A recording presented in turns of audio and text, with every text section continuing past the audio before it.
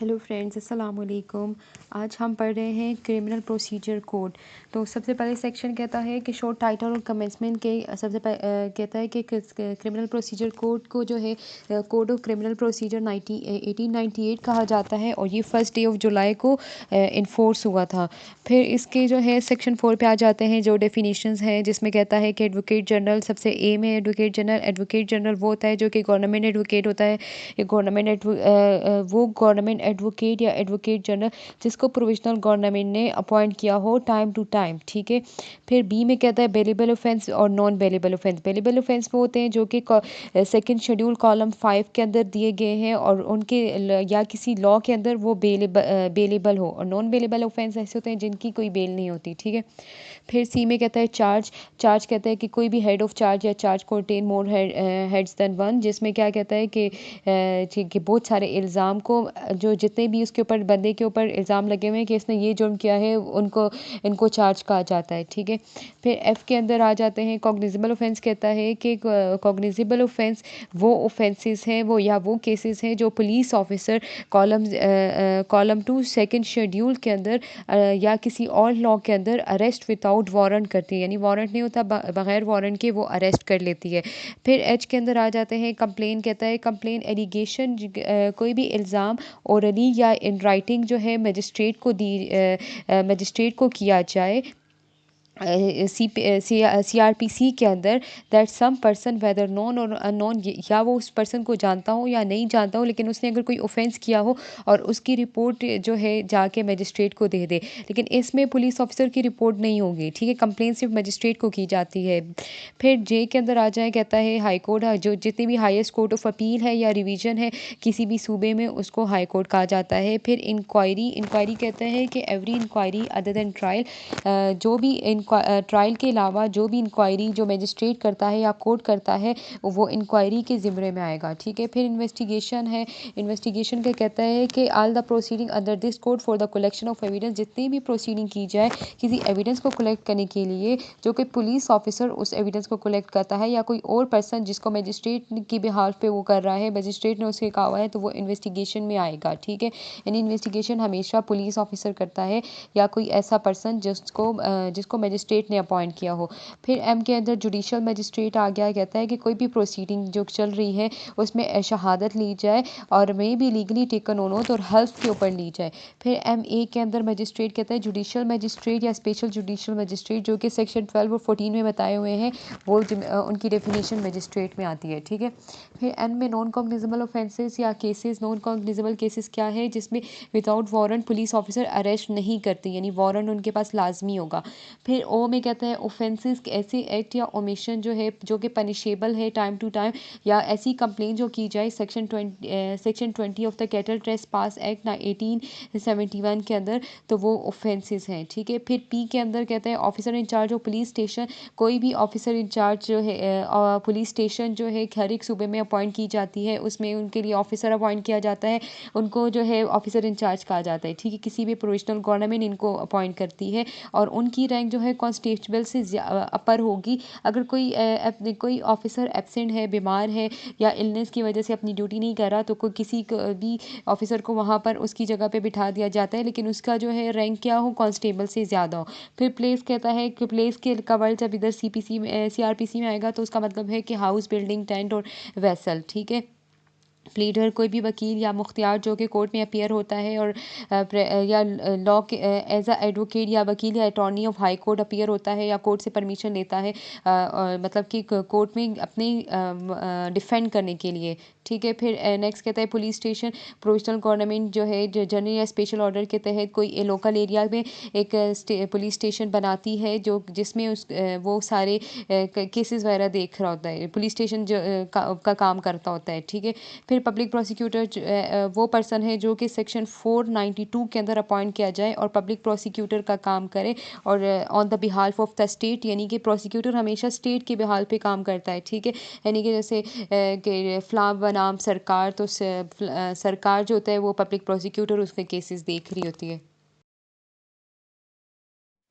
Next हम section 6 पे आ जाते हैं, जिसमें कहता है classes of criminal court and magistrate. Magistrate की और क्रिमिनल कोर्ट्स की कितनी क्लासेस हैं? तो क्रिमिनल कोर्ट की 2 क्लासेस हैं, कोर्ट ऑफ सेशन और कोर्ट ऑफ मजिस्ट्रेट। और फिर मजिस्ट्रेट आगे डिवाइड हुआ है 3 क्लासेस में, magistrate of first class, second class, third class. लेकिन अगर एमसीक्यूज़ में ये आ जाए कि जुडिशियल मजिस्ट्रेट की कितनी क्लासेस हैं और एग्जीक्यूटिव मजिस्ट्रेट की कितनी क्लासेस हैं, तो जुडिशियल मजिस्ट्रेट की 4 क्लासेस हैं, magistrate of first class, second class, third class और स्पेशल जुडिशियल मजिस्ट्रेट। और एग्जीक्यूटिव मजिस्ट्रेट में आगे आता है district magistrate, additional district magistrate, sub divisional magistrate और special executive magistrate, magistrate of first class, second class और third class. फिर section 7 में आ जाते हैं कि सेशन डिवीजन एंड डिस्ट्रिक्ट, जितने भी प्रोविंसेस हैं वो सेशन डिवीजन में डिवाइड किए गए हैं, ठीक है। और फिर वो हर एक सेशन जो है वो डिस्ट्रिक्ट में आगे डिवाइड हुआ है। फिर से इसका सेकंड जो पार्ट है, इसमें कहता है प्रोविजनल गवर्नमेंट जो है इसके सेशन डिवीजन या जो डिवीजन और डिस्ट्रिक्ट हैं उनके हदूद और कयूद का भी बताता है, ठीक है। फिर थर्ड में कहता है कि मौजूदा तरतीब उसी वक्त बरकरार रहेगी जब तक गवर्नमेंट उसको खुद अल्टर ना कर दे, उसको तब्दील ना कर दे, ठीक है। फिर सेक्शन 8 में आ जाते हैं power to divide district into subdivision, जिसमें कहता है कि जो कि डिस्ट्रिक्ट है उनको मज़ीद सब डिस्ट्रिक्ट्स में डिवाइड किया गया है। फिर सेक्शन 9 है, कहता है कोर्ट ऑफ सेशन, जितने भी प्रोविजनल गवर्नमेंट है उनको वो कोर्ट ऑफ सेशन बनाती है, ठीक है, और उनके लिए जज भी अपॉइंट करती है सेक्शन 9 के तहत। और फिर प्रोविजनल गवर्नमेंट स्पेशल या जनरल ऑर्डर के तहत अपने ऑफिशियल गजेटी में वहाँ पर प्लेस ऑफ सिटिंग कहाँ पर बैठेगी, कौन सा काम करेगी, वो बताती है। फिर थर्ड पॉइंट में कहता है प्रोविजनल गवर्नमेंट एडिशनल सेशन जज और असिस्टेंट सेशन जज अपॉइंट करेगी अपनी जुरिस्डिक्शन के अंदर हर एक कोर्ट के लिए, ठीक है, उनके लिए, यानी कि जजेस भी फिर अपॉइंट करेगी जो असिस्टेंट सेशन जज या एडिशनल सेशन जज हैं। फिर 10 और 11 ओमिट हो गई ये सेक्शन, तो 12 पे आ जाते हैं कि मजिस्ट्रेट कहता है कि मजिस्ट्रेट की 12 के अंदर के प्रोविजनल गवर्नमेंट अपने दायरा इख्तियार में रहते हुए magistrate of first class, second class और थर्ड क्लास हर एक डिस्ट्रिक्ट के लिए टाइम टू टाइम अपॉइंट करता है। और फिर उनको जो है कुछ पावर्स देता है कि वो कौन सी उनकी क्या जो रिस्ट्रिक्शन है वो देता है, और वो अपनी जो रिस्ट्रिक्शन है उसी डिस्ट्रिक्ट में अप्लाई करेंगे, यानी कि उसी ज़िले में उनका सिर्फ हक होगा, ठीक है। फिर सेक्शन 14 पे आ जाते हैं, 13 ओमिट हो गई है। स्पेशल मजिस्ट्रेट जुडिशल का कहता है कि द प्रोविजनल गवर्नमेंट में on the recommendation, provisional government जो है हाई कोर्ट से मशावरत के बाद स्पेशल एग्जीक्यूटिव मजिस्ट्रेट या जो स्पेशल जुडिशल मजिस्ट्रेट अपॉइंट करती है, और फिर टाइम टू टाइम उनके लिए उनके लिए पावर्स, जो काम उन्होंने करना है वो स्पेशल या जनरल ऑर्डर के अंदर उनको डायरेक्ट करती है।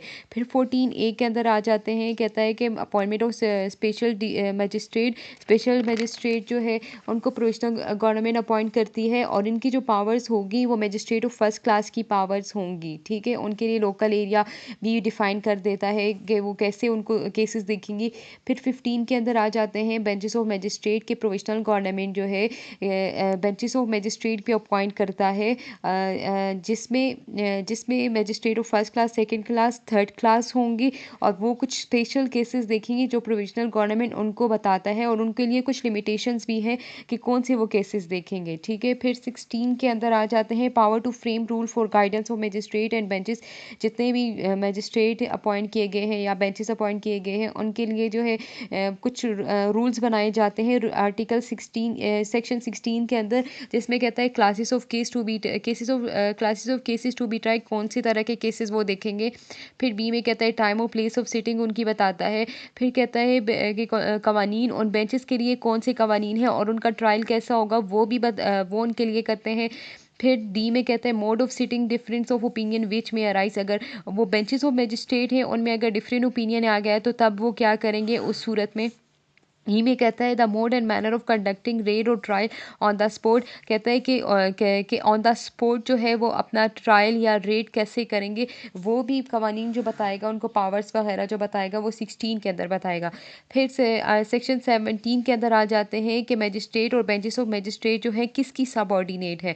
इसमें कहता है मजिस्ट्रेट जो कि सेक्शन 12 और 14 के अंदर है, और या सेक्शन 15 के अंदर जो बेंचेस ऑफ मजिस्ट्रेट है वो सबऑर्डिनेट है सेशन जज के अंदर।